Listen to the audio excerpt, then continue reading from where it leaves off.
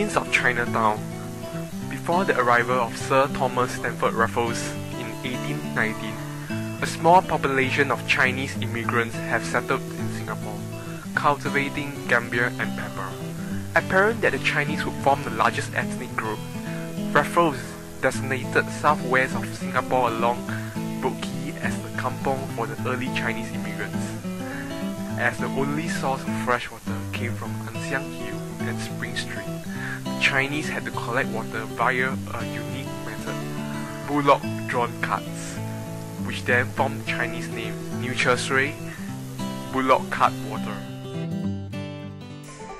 The Chinatown Historical District, located south of Singapore River, is the original settlements of the Chinese community in Singapore.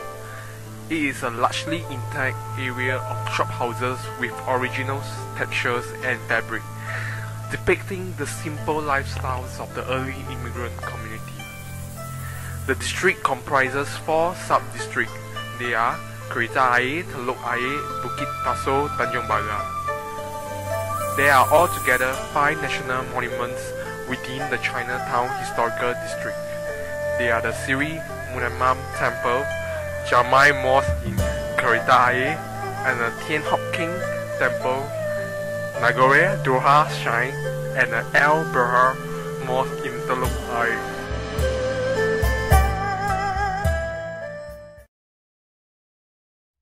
It would be impossible for us to cover the entire district within a 5-minute video, hence we have decided to narrow down our case study on specifically Pagoda Street. Pagoda Street was named after the pagoda-like structure of Sri Marmam Temple, which resembled that of the Chinese pagoda. In the early days, Pagoda Street was known for its opium smoking dens. This street was probably one of the stations of the coolie trade between the 1850s and the 1880s. The street is now part of the Chinatown Historical District, gazetted for conservation. Upon reaching the largest and the oldest Hindu temple in Singapore, located on the South Bridge Road end of the street. This temple was originally built in 1827 of a tub and wood. The present structure was erected in 1843 and has been altered and renovated several times since.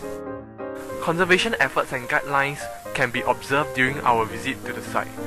Regulation regarding including retractable awnings can be added at 2nd story floor level.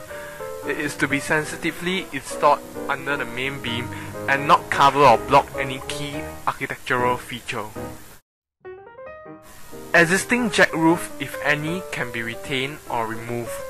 New jack roof can be added subject to compliance with regulation as seen in the highlighted area in the picture below. This is the restaurant of the Chinatown Heritage Center, where interiors and materials have been chosen to resemble that of the old shophouse. Existing flat roof can be landscaped to add interest to the roofscape. It can also be converted into usable space as an extension of the existing building.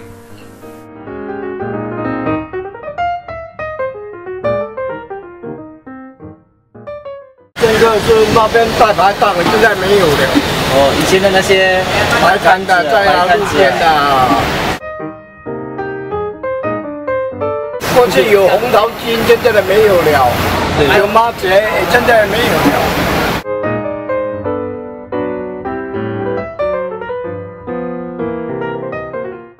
It's a lot cleaner now.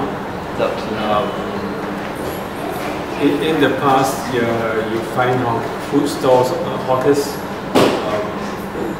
all along the roads, by the roadside, but then you don't see any now. Yes, they have. The old shop houses are basically the same. It's just that they have been given a fresh coat of paint. The 5-foot way. 5-foot way. Yeah, that's right. That was obviously a requirement when it was built by Raffles. Alright, definitely. That's to protect the British at that time from the sun and the rain.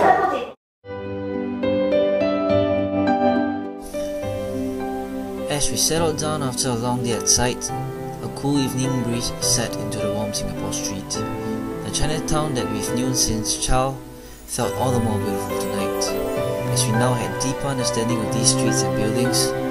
Hope you've enjoyed our video as much as we had making it. Lastly, let's have something a little bit more funky to end it off.